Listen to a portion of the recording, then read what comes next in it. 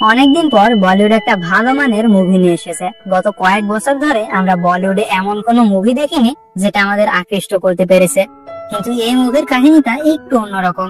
মুভির লিড ক্যারেক্টারে থাকছেন সানি দেওল ও main villain হচ্ছেন রণদীপ হুডা, যিনি ইতিমধ্যে হলিউড মুভিতে অভিনয় করেছেন। তাই চলো বেশি কথা না বাড়িয়ে শুরু করা যাক আজকের মুভি এক্সপ্লেনেশন। মুভির প্রথমেই আমরা শ্রীলঙ্কান আর্মিদের দেখতে পাই, যারা স্থানীয় জঙ্গি গোষ্ঠীকে তাড়িয়ে জঙ্গিদের লুট করা ধন সম্পদ খুঁজছে। কিন্তু শ্রীলঙ্কান আর্মি জানতো না যে 4 জনকে তারা খোঁড়াখুড়ির কাজে নিয়ে এসেছে তারা ওই জঙ্গি গোষ্ঠীদের চাইতেও ভয়ঙ্কর। মাটি খুঁড়তে খুঁড়তে তারা এক বক্স সোনা দেখতে পায়। তাদের লিডার ঠিক করে তারা এই সোনা আর্মিদের দেবে না, তাই তারা সেই সোনা নিয়ে পালানোর চেষ্টা করলে আর্মিরা তাদের আটকানোর চেষ্টা করে, কিন্তু তারা আর্মিদেরই মেরে পালিয়ে ইন্ডিয়ার আন্ধ্রপ্রদেশ এলাকায় ঢুকে পড়ে। যখন ইন্ডিয়ান পুলিশ তাদের ধরে থানায় নিয়ে যায়, তারা বলে আমরা শ্রীলঙ্কা থেকে এসেছি, সেখানকার আর্মিরা আমাদের ঘর বাড়ি পুড়িয়ে দিয়েছে, তাই আশ্রয়ের জন্য আমরা এখানে পালিয়ে এসেছি। পুলিশ অফিসার বলে এভাবে তো আমি তোদের আমার দেশে ঢুকতে দিতে পারি না। তখনই তারা একটি করে সোনার পাত বের করে পুলিশের সামনে রাখে। পুলিশ এত সোনা দেখে তাদের বলে এখানে থাকতে গেলে তোদের নাম ঠিকানা বদলাতে হবে। কিন্তু দলের লিডার বলে আমি আমার নাম বদলাবো না, আমার নাম আমার অনেক পছন্দ। পুলিশ জিজ্ঞাসা করে তোর নাম কি? সে বলে আমার নাম রানাতুঙ্গা। তারপর আমরা কয়েক বছর পরের সিন দেখতে পাই, যেখানে দেশের রাষ্ট্রপতির কাছে একটি চিঠি আসে, যার মধ্যে রাষ্ট্রপতি একটি চিঠি সহ কয়েকটি কাটা আঙুল দেখতে পাই। চিঠিতে একটি বাচ্চা লিখেছিল, আমি যে হাত দিয়ে লিখছি সেটা হয়তো অনেক ছোট, কিন্তু আমরা যে সমস্যায় ভুগছি সেটা অনেক বড়। আমাদের আন্ধ্রপ্রদেশের মোটুপল্লী গ্রামে সন্ত্রাসীরা আমাদের উপর অনেক অত্যাচার করে, কিন্তু কেউ তাদের বিরুদ্ধে কথা বলে না। কেউ তাদের বিরুদ্ধে কথা বললে তাকে তারা আর জীবিত রাখে না। তাই আমরা সরাসরি আপনার কাছে চিঠি লিখছি। আপনি যদি 24 ঘন্টার মধ্যে কোনো ব্যবস্থা না নেন, তাহলে পরের বার আপনি আঙুল নয় আমাদের মাথা পাবেন। রাষ্ট্রপতি এই ঘটনার সমাধানের জন্য সিবিআই অফিসার সত্যমূর্তিকে ডেকে পাঠায় আর তাকে ইমিডিয়েট অ্যাকশন নিতে বলে। রাষ্ট্রপতির কথা মতো সিবিআই অফিসার মোটুপল্লী গ্রামের উদ্দেশ্যে রওনা দেয়। দেখা যায় মোটুপল্লী গ্রামে একজন কৃষিকাজ করতে করতে কয়েকটি লাশ খুঁজে পায়, কিন্তু একটি লাশেরও মাথা পাওয়া যায় না। যখন একজন লেডি পুলিশ অফিসার এসে গ্রামবাসীদের জিজ্ঞাসা করে এই ঘটনার পিছনে কে আছে, এই নির্মম খুন কে বা কারা করেছে, গ্রামবাসীরা জানলেও ভয়ে চুপ করে থাকে। পুলিশ অফিসারটি বলে এতগুলো লাশের কি কোনো পরিবার নেই? তখন গ্রামের এক পাগল বলে এখানে আপনি কাদের সাথে কথা বলছেন? যারা শুয়ে আছে তারা হচ্ছে মৃত লাশ, আর যারা দাঁড়িয়ে আছে তারা হচ্ছে জীবিত লাশ। যারা এখানে মারা গিয়েছে তারা এই মানুষগুলো যেন ভালো থাকে তাই অন্যায়ের বিরুদ্ধে দাঁড়াতে চেয়েছিল, কিন্তু এদের লাশের পাশে বসে কাঁদার জন্য একটা মানুষও খুঁজে পাওয়া যাচ্ছে না। তখন সবাই কান্নায় ভেঙে পড়ে আর গিয়ে নিজের আপনজনের মাথাবিহীন লাশ ধরে কাঁদতে থাকে। আবারও পুলিশ অফিসারটি জিজ্ঞাসা করে এই ঘটনা কে ঘটিয়েছে। তখন একটি ছেলে রানাতুঙ্গার নাম নেয়। লেডি অফিসারটি নতুন হওয়ার কারণে রানাতুঙ্গা সম্পর্কে কিছুই জানতো না। যখন সে রানাতুঙ্গাকে অ্যারেস্ট করতে যাচ্ছিল, সিআই অফিসার লেডি অফিসারটিকে বলে তাকে অ্যারেস্ট করতে যাওয়া মানে মৃত্যুর সাথে সাক্ষাৎ করতে যাওয়া। রাস্তায় সব ছেলে অফিসাররা ভয়ে পালিয়ে যায়। লেডি অফিসার অর্থাৎ বিজয়া লক্ষ্মী বেশি জোর করলে একজন রাস্তার ভিতরে রিজাইন করে পুলিশের চাকরি ছেড়ে দেয়। বিজয় লক্ষ্মী লেডি অফিসারদের নিয়ে রানাতুঙ্গার বাড়ি হাজির হয়। প্রথমে তো লেডি পুলিশরা ঢুকেই সবাইকে মারতে থাকে আর জিজ্ঞাসা করে রানাতুঙ্গা কোথায়। তখন ভিতর থেকে বেরিয়ে আসে রানাতুঙ্গার স্ত্রী ভারতী। সে এসে অফিসারদের ভিতরে নিয়ে যায়। বিজয়া লক্ষ্মী রানাতুঙ্গাকে গালি দিয়ে বলে তোর স্বামী 10 জনের মাথা কেটে হত্যা করেছে, ওকে তো আজ মারতে মারতে থানায় নিয়ে যাব। কিন্তু ভারতী বিজয়া লক্ষ্মীকে মেরে বলে এখানে আসার আগে তোর ভাবা উচিত ছিল যে তোরা সবাই মেয়ে। তারপর ভারতীর সব পুলিশ অফিসারদের শরীর থেকে ইউনিফর্ম টেনে খুলে ফেলে। লেডি অফিসাররা দৌড়ে একটি ঘরে আশ্রয় নেয়। ভারতী গিয়ে তাদের বলে এখানে আসার আগে একবারও ভাবলি না কেন সিআই অফিসার তোকে এখানে আসতে নিষেধ করলো? কেন সব ছেলে অফিসার গুলো ভয়ে পালিয়ে গেল? এখন তো আমার স্বামী 10 জনকে মেরেছে, এবারও 1000 জনকে মারতে চলেছে। এই পৃথিবীতে এমন কেউ এখনো জন্ম নেয়নি যে রানাতুঙ্গাকে আটকাবে। তারপরই মুভিতে এন্ট্রি হয় মুভির হিরোর। প্রথমে তো সে নিজেকে জাট বলে পরিচয় দেয়, কিন্তু পরে আমরা তার নাম ও তার ক্যারেক্টার সম্পর্কে আস্তে আস্তে জানতে পারবো। মুভিতে তার ক্যারেক্টারটিকে ইন্টারেস্টিং ভাবে তুলে ধরতে তার পরিচয় গোপন করা হয়েছে। জাট ট্রেনে কোথায় একটি যাচ্ছিল, কিন্তু আন্ধ্রা স্টেশনে এসে তার ট্রেন নষ্ট হয়ে যায়। তার অনেক ক্ষুধা পায়, তাই সে যখন স্টেশনের লোকদের জিজ্ঞাসা করে তারা দূরে একটি বাড়ি দেখিয়ে বলে ওই বাড়িতে খাবার পাওয়া যেতে পারে। তাই সে ওই বাড়িতে গিয়ে খাবার চাইলে এক বৃদ্ধা মহিলা তাকে খাবার দেয়, কিন্তু যখন সে খেতে বসে কয়েকজনের বৃদ্ধার দোকানে চাঁদা নিতে আসে আর তাদেরই একজনের সাথে ধাক্কা লেগে তার খাবার পড়ে যায়। তখন সে ওই লোকদের গিয়ে বলে আমি খাবার খাচ্ছিলাম, আপনার সাথে ধাক্কা লেগে আমার খাবার পড়ে গিয়েছে, আপনার উচিত আমাকে সরি বলা। কিন্তু তারা উল্টো দাদাগিরি দেখায়, তুই আমাদের এলাকায় এসে আমাদেরই সরি বলাবি, বলবা না সরি, যা কি করবি কর। তখনই জাট রেগে গিয়ে সব কটাকে বেদম মারে। মার খাওয়ার পর তারা বলে, কে তুই, আমাদের এলাকায় এসে আমাদেরই মারছিস? তুই জানিস আমরা কার লোক? আমরা রাম সুবা রেড্ডির লোক। যার তখন তাদের মেরে বলে, তাহলে রাম সুবা রেড্ডি কি সরি বলবে? এই বলে সে রাম সুবা রেড্ডির কাছে চলে যায়। রাম সুবা রেড্ডির বাড়িতে তার মেয়েকে দেখতে ছেলে পক্ষ এসে বসেছিল। সে ছেলেকে জিজ্ঞাসা করে, তুমি কি কাজ করো? ছেলেটি বলে, আমি সফটওয়্যার ইঞ্জিনিয়ার। রাম সুবা রেড্ডি বলে, সব কাজ বন্ধ, তুই ঘরে বসে কাজ করবি, কারণ আমার মেয়েকে যে বিয়ে করবে আমার সব সম্পত্তি তার হয়ে যাবে। তুই জানিস এই এলাকায় সবচাইতে ধনীকে আমি, সবচেয়ে পাওয়ারফুল ব্যক্তিকে আমি। তখনই জাট পিছন থেকে জিজ্ঞাসা করে, এখানে রাম সুবা রেড্ডিকে? সে বলে, আমি। আর সাথে সাথে জাট এক চড়ে তাকে মাটিতে লুটিয়ে ফেলে আর তাকে সরি বলতে বলে। সে বলে, তুই আমাকে মেরে আমাকেই সরি বলতে বলছিস? তখন জাট তাকে সব ঘটনা খুলে বলে। রাম সুবা রেড্ডি বলে, তাই বলে তুই আমার এলাকায় এসে আমাকেই মারবি? এই বলে সে তার লোকজনকে জাটকে মারতে বলে, কিন্তু সে একাই সবাইকে মেরে আবারও সরি বলতে বলে। রাম সুবা রেড্ডি বলে, তুই জানিস আমার পিছনে কে আছে? জাট বলে, কে? সে সোমলু নামের একজনের নাম নাই। জাট এবার রাম সুবা রেড্ডিকে মেরে সোমলুর কাছে যায় সরি বলাতে।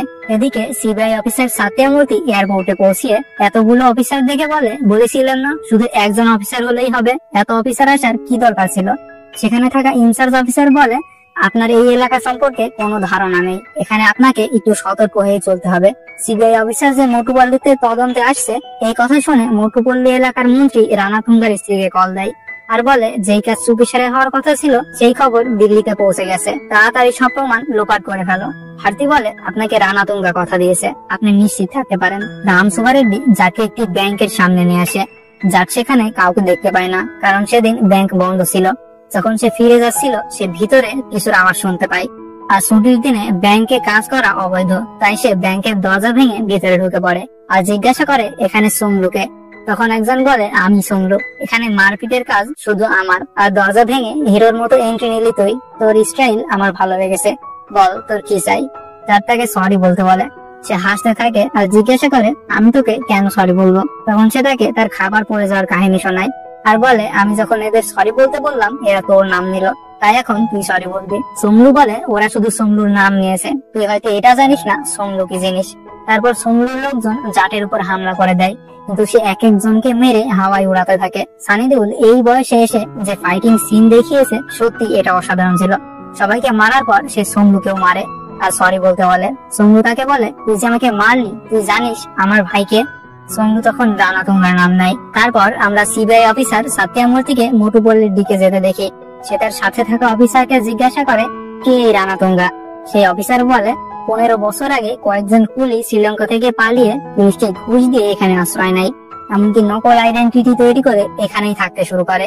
একদিন মোটুপল্লী এলাকার গ্রাম প্রধান নারায়ণা তার ভাইকে মারলে সে পরের দিন নারায়ণাকে নৃশংসভাবে খুন করে আর সেখানেই বসে থাকে। সে লাশের সামনে বসে বলে, তুই আমাকে কুলি বলেছিলি, কোনো ব্যাপার না, আমাকে গ্রাম থেকে বেরিয়ে যেতে বললি, সেটাও কোনো ব্যাপার না, কিন্তু তুই আমার ভাইয়ের উপর কিভাবে হাত তুললি? যখন সেখানে পুলিশ আসে রানা তুঙ্গা তখনও সেখানেই বসেছিল। পুলিশ এসে তাকে বলে, 2 টাকার কুলি, তোকে দেশে ঢুকতে দিয়েছি আর তুই খুন করে বেড়াচ্ছিস। এই কথা বলার সাথে সাথে রানা তুঙ্গা তার ধর থেকে মাথা আলাদা করে দেয়, এমনকি সে ওই কাটা মাথা নিয়ে পুরো গ্রাম ঘুরে বেড়ায়। আর এখান থেকে শুরু হয় তার সন্ত্রাসের সাম্রাজ্য। আস্তে আস্তে সে তার দলে মোটরসাইকেল ও নেশাদ্রব্যের লোভ দেখিয়ে যুবকদের তার দাস বানিয়ে ফেলে। পরবর্তীতে সে শ্রীলঙ্কা থেকে তার পরিবার ও দোসরদের নিয়ে আসে। এখন আশেপাশের 40টি গ্রামে আমাদের সরকারের নয়, রানা তুঙ্গার হুকুম চলে। সে এমন এক সাম্রাজ্য গড়ে তুলেছে যা কেউ গত 15 বছরে ভেদ করতে পারেনি। তারপরে আমরা দেখি গেট ভেঙে যাটা রানা তুঙ্গার বাড়িতে ঢুকে পড়ে। তাকে যেই মারতে আসে সে তাকেই মারে। তারপর রানা তুঙ্গা বেরিয়ে আসে আর জিজ্ঞাসা করে, কি হয়েছে? যার তাকে বলে, সরি বল। রানা তুঙ্গা বলে, কিন্তু কেন? আবার সে তার খাবারের কাহিনী সহ সব ঘটনা খুলে বলে আর বলে, এবার তুই সরি বলবি না অন্য কারোর নাম নিবি? সব শুনে রানা তুঙ্গা জাটের দিকে এগিয়ে গিয়ে তার ভাই সোমলুকে চড় মারে। সে বলে, এই ছোট্ট একটি বিষয়কে তুই এত দূর নিয়ে এলি? রানা তুঙ্গা বলে, আমার উপরে কেউ নেই, আমি শেষ। আর সে জাটকে সরিও বলে। রানা তুঙ্গার মুখে সরি শুনে জাট বলে, এবার ভালো লাগছে। তারপর সে যখন রানা তুঙ্গার বাড়ি থেকে বেরিয়ে যাচ্ছিল সে হঠাৎ থেমে যায় আর ঘুরে আবারও বাড়ির ভিতর আসে। রানা তুঙ্গা বলে, তুই সরি বলতে বলেছিস, আমি বলেছি, এখন তোর কি চাই? জাট বলে, আমি সকালে যখন খেতে গেলাম সবার হাতে লাঠি ছোটা দেখলাম, রাম সুবা রেড্ডির বাড়িতে টাকার বস্তা দেখলাম, ব্যাংকে অবৈধ কাগজে সিলমোহর দেখলাম, আর তোর বাড়ির বাইরে পুলিশের গাড়ি আর মেঝেতে পুলিশের ছেঁড়া পোশাক। সে একটি পোশাক হাতে নিয়ে পোশাকে মেয়ের নাম দেখতে পায়। সে একে একে অনেকগুলো কাপড় পরে থাকতে দেখে আর সেগুলো অনুসরণ করে একটি ঘরের সামনে এসে দাঁড়ায়। আর তাদের অবস্থা বুঝতে পেরে জানালা ভেঙে তাদের পোশাক ফেরত দেয় আর রানাতুঙ্গার লোকদের মারতে থাকে। এটা দেখে রানাতুঙ্গা তার বন্দুক নিয়ে আসে। দুজনই একে অপরের মুখোমুখি হয়। রানাতুঙ্গা বলে, তোর সাথে এই মেয়েদের সম্পর্ক কি যে তুই এদের জন্য আমার সাথে দুশ্মনী করছিস? সে বলে, ওরা আমার বোন, যদি একটি সরি শোনার জন্য আমি এত কিছু করতে পারি তাহলে ভাব আমার বোনদের প্রতিশোধ নিতে আমি তোর কি অবস্থা করব। তখনই ভারতে এসে রানাতুঙ্গাকে শ্রীলঙ্কান ভাষায় কোনো কাজের কথা বলে আর রানাতুঙ্গা থেমে যায় আর যাকে বলে, যা তোদের যেতে দিলাম, কিন্তু মনে রাখিস আজ সন্ধ্যার আগেই তুই আমার কাছে মৃত্যু দেখে চাইবি। যাটা বলে সেটা আমি দেখে নেব। তারপর আমরা মোটুপল্লী এলাকার মন্ত্রীকে সেই সিবিআই অফিসারের সাথে কথা বলতে দেখি। সে সিবিআই অফিসারকে ঘুষ দিতে চাইলে সিবিআই অফিসার বলে, আমি 55টা এনকাউন্টার করেছি আর আমি মোটুপল্লী যাচ্ছি। যদি এই ঘটনায় তোর নাম কোনো জায়গায় আসে তাহলে 56 নাম্বার এনকাউন্টার তোর হবে। মন্ত্রী রানাতুঙ্গাকে এই খবর জানালে রানাতুঙ্গা অফিসারের গাড়ি উড়িয়ে দেয়, কিন্তু কিছুক্ষণ পর দেখা যায় তারা আগেই বিপদ বুঝতে পেরে গাড়ি চেঞ্জ করে নাই আর সিবিআই অফিসারের কিছুই হয় না। এদিকে যখন জাট মেয়ে পুলিশদের নিয়ে যাচ্ছিল, রানাতুঙ্গার লোকেরা তাদের উপর হামলা করে আর এতে একজন পুলিশ মারা যায়। তখনই রানাতুঙ্গা যাকে কল দেয় আর বলে, তোকে বলেছিলাম এখানে রাস্তা কিলোমিটারে নয়, লাশ দিয়ে গোনা হয়। তুই তোর প্রতিটি পদক্ষেপে একজন করে হারাবি আর সবশেষে আমার পা জড়িয়ে ধরে আমাকে সরি বলবি। যার তখন ওই মেয়ে পুলিশদের কাছে জানতে চাই এখানে এগুলো হচ্ছেটা কি। তখন বিজয়লক্ষ্মী তাকে সকাল থেকে ঘটে যাওয়া সব ঘটনা খুলে বলে আর সে বলে, আমরা এমন এক তথ্য জানতে পেরেছি যা জানলে আপনারও মাথা ঘুরে যাবে। এই এলাকার মন্ত্রীকে এক বিজনেসম্যান বলে, পুরো পৃথিবীতে থোরিয়াম নামে একটি মূল্যবান ধাতু 2টি জায়গায় পাওয়া যায় আর তা হলো অস্ট্রেলিয়া ও ইন্ডিয়ার আন্ধ্রপ্রদেশের এই 100 কিলোমিটারে। তাই এই বিজনেসম্যান মন্ত্রীকে এই 100 কিলোমিটারে যারা বসবাস করে তাদের কাছ থেকে জমি কিনে নিতে বলে, যেন তারা ইল্লিগাল মাইনিং করে থোরিয়াম পাচার করতে পারে। কিন্তু ওই এলাকার লোকজন জমি বিক্রি করতে রাজি হয় না। তখন ওই মন্ত্রী বিজনেসম্যানকে রানাতুঙ্গার কথা বলে। বিজনেসম্যান রানাতুঙ্গাকে 25,000 কোটি টাকা দেওয়ার কথা বললে সে এই কাজ করতে রাজি হয়ে যায় আর গ্রামবাসীদের দলিলে সাইন করতে বলে। যারা এর প্রতিবাদ করে রানাতুঙ্গা তাদের সেখানেই মেরে ফেলে। একে একে 30টি গ্রামের মানুষ রানাতুঙ্গার ভয়ে গ্রাম ছেড়ে চলে যেতে থাকে। কিন্তু একটি মেয়ে এইসব রেকর্ড করে একটি ভিডিও বানিয়ে অনলাইনে আপলোড করে আর বলে এখানকার পুলিশ সিস্টেম তাদের কোনো সহায়তা করছে না। যখন মন্ত্রী এই ভিডিও দেখে সে পুলিশ পাঠায়। পুলিশ গিয়ে সবার সামনে মেয়েটির শরীর থেকে সব কাপড় খুলে নেয়। তারপর সে তার মানসিক ভারসাম্য হারিয়ে ফেলে। জাট জিজ্ঞাসা করে, কেউ তার বিরুদ্ধে আওয়াজ তুলতে পারেনি? একজন বলে, হ্যাঁ, এক গ্রামের মানুষ গিয়ে রানাতুঙ্গা তাদের কাছ থেকে অবৈধভাবে জমি নিয়ে নিচ্ছে এই কারণে আন্দোলন করতে করতে কালেক্টরের কাছে যায়, কিন্তু কালেক্টর উল্টো তাদের উপর কেস দিয়ে মারধর করে যে তারা কালেক্টরের উপর হামলা করেছে। তাতে যখন তাদেরকে পুলিশ ছেড়ে দেয় তারা দেখে গ্রামবাসীরা সবাই চলে যাচ্ছে। তখন ছোট একটি বাচ্চা এসে তাদের বলে, আমি স্কুলে পড়েছিলাম, এক গ্রামে স্কুল বন্ধ হয়ে যাওয়ায় একজন প্রেসিডেন্টের কাছে চিঠি লিখে পাঠায়। তারপর প্রেসিডেন্ট নিজে এসে ওই স্কুল খোলার ব্যবস্থা করে। আমরা যদি আমাদের সমস্যার কথা জানিয়ে চিঠি লিখি তাহলে কি প্রেসিডেন্ট আমাদের সাহায্য করবে? তারপর তারা তাদের চিঠিতে রানাতুঙ্গার বিষয়ে জানায় আর বলে, গ্রামের 15,000 মানুষের মধ্যে আর মাত্র 500 জন বেঁচে আছে। যদি আমরা এখানে থাকি তাহলে ওরা আমাদের জমি নিয়ে নিবে। তাই আমরা আপনাকে আমাদের আঙুল কেটে পাঠাচ্ছি। যদি আপনি কোনো জরুরি ব্যবস্থা না নেন তাহলে পরের বার আমাদের মাথা পাঠাবো। আর তারা সেটা প্রেসিডেন্টের উদ্দেশ্যে পাঠিয়ে দেয়। কিন্তু সেই রাতেই রানাতুঙ্গা তাদের এক একজনের গলা থেকে মাথা আলাদা করে দেয়। বিজয়লক্ষ্মী বলে, আর তাদের খুনের তদন্ত করতেই আমরা রানাতুঙ্গার বাড়ি যাই। কিন্তু রানাতুঙ্গার পাপের অন্ধকারে না জানি ওরা আমাদের উপর কতজন শোষণ চালিয়েছে। যা তাদের বলে, আমি একজন কৃষক, আমি জানি মাটি আমাদের কতটা আপন। আর সে বিজয়লক্ষ্মীকে বলে, তোমাদের প্রতিশোধ আমি নেব। রানাতুঙ্গাকে শেষ করার দায়িত্ব আমার। জাট এবার যাই পুলিশ স্টেশনে কমপ্লেন লেখাতে। সে গিয়ে বলে, আমি খাবার খাচ্ছিলাম, একজন আমার খাবার ফেলে দেয়, আমি তাকে অনেক মারি। সে রাম সুবারের নাম নেয়। আমি যখন তার কাছে যাই সেও সরি বলে না, সে সোমরুর নাম নেয়। আমি তাকে অনেক মারি। সোমরুকে মারার কথা শুনে সবাই ভয় পেয়ে যায়। জাট বলে, সোমরু তখন তার ভাই রানাতুঙ্গার নাম নেয় আর সে সহিও বলে, কিন্তু আমার সেখানে কিছু একটা গোলমেলে লাগছিল, তাই আমি রানাতুঙ্গার সামনেই তার লোকদের মারি। একথা শুনে সে অফিসার উঠে আসে আর বলে, তুই কি মজা করছিস? তুই যদি সবাইকে মারিস তাহলে তুই কমপ্লেন দিচ্ছিস কেন? তখনই সে বিজয়লক্ষ্মীকে ডাক দেয়। সেই অফিসার তাকে দেখে হাসতে থাকে আর বলে, খুব তো জোশের সাথে গিয়েছিলে রানাতুঙ্গাকে অ্যারেস্ট করতে, কি হলো, মান সম্মান কিছু আছে নাকি সব শেষ? বিজয়লক্ষ্মী বলে, একজন কাপুরুষের নারীর মান সম্মান নিয়ে কথা বলার কোনো অধিকার নেই। এরই মাঝে পুলিশরা জাটের উপর অতর্কিত হামলা করে। সে কিছু বুঝে ওঠার আগেই তাকে তারা বেঁধে ফেলে আর সোমরুকে কল করে বলে, স্যার, আপনাকে যে মেরেছিল তাকে মেরে আমরা পুলিশ স্টেশনে বেঁধে রেখেছি। সোমরু এসে যাকে মারতে থাকে আর সে অজ্ঞান হয়ে যায়। থানার এক পুলিশ অফিসার জাটকে দেখে দৌড়ে তার বাড়ি যায় আর বাক্স খুলে একটি ছবি বের করে চমকে যায়। সে থানায় ফোন করে বলে, যাকে আপনারা মারছেন সে কোনো সাধারণ ব্যক্তি নয়, ওনার যেন কিছু না হয়। চমরু বলে, একে জাগিয়ে তোল, আজ ওকে এমন মৃত্যু দিব থানা থেকে রক্ত দিতেই 7 দিন লাগবে। তখনই জেলে থাকা এক কয়েদি বলে, ওকে জাগিয়ে বিপদ বাড়িও না, ও জাগলে তোমরা কেউ জীবিত থাকবে না। তারপর সে জাটের অতীতের একটি কাহিনী বলে। আমরা ঢাকা সেন্ট্রাল জেল দেখতে পাই, যেখানে ভয়ঙ্কর এক গ্যাং জেলে বসে রাজ করছিল। তারা এক একজন 8-10টা করে খুন করে জেলে এসেছিল। তারপরে সেখানে এন্ট্রি হয় জাটের। তারা জাটের সাথে খামোখা পাঙ্গা নেয় আর জাট তাদের এক একটাকে পরপারে পাঠিয়ে দেয়। জেলের ওই কয়েদি বলে, আমি জীবনে মারপিট খুন খারাপি অনেক দেখেছি, কিন্তু সেই দিন এই হিরো যে লাইভ টেলিকাস্ট দেখিয়েছিল, এখনো যদিও বেঁচে থাকে, ওই দিনের রিপিট টেলিকাস্ট 100% এখনই শুরু হয়ে যাবে। সেন্ট্রাল জেলে সবাই ওকে বুলডোজার বলে ডাকতো। সমরু বলে, ও যদি বুলডোজার হয় তাহলে আমি ব্যাটেল ট্যাঙ্ক। তারপরই জাট জেগে ওঠে আর বলে, সবাই চলে এসেছো, তাহলে শুরু করি। এই বলে সে এক একটাকে মারতে মারতে মেরেই ফেলে আর সবাইকে ঝুলিয়ে দেয়। সিবিআই অফিসার সাতিয়ামূর্তি হেডকোয়ার্টারে রানাতুঙ্গার ছবি পাঠালে তারা বলে তার ছবি একটি ইন্টারন্যাশনাল মাফিয়ার সাথে ম্যাচ হয়, আর তা হলো মুথু বেলকারিকালান। এই নাম শুনে সিবিআই অফিসার চমকে ওঠে। সে তার সম্পর্কে ডিটেইলে জানতে চায়। তারা জানায় সে শ্রীলঙ্কান জাফনা টাইগার ফোর্সের ডেপুটি কমান্ডার ছিল, কিন্তু তার কিছু কার্যকলাপের জন্য তাকে ফোর্স থেকে সাসপেন্ড করা হয়। তারপর সে নিজের টিম গঠন করে শ্রীলঙ্কান আর্মিদেরই মারতে থাকে।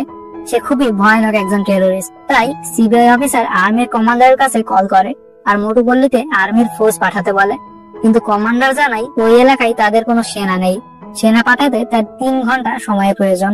সিবিআই অফিসার বলে, এত সময় নেই হাতে, যা করার তাড়াতাড়ি করতে হবে, নয় প্রত্যেক মিনিটে লাশ পড়বে। কমান্ডার লোকেশন দেখে বলে, আপনি যেখানে আছেন সেখানে আমার এক অফিসার আছে। সাত্যামূর্তি বলে, এখানে এক অফিসার কি করবে, এখানে পুরো ব্যাটালিয়ন প্রয়োজন।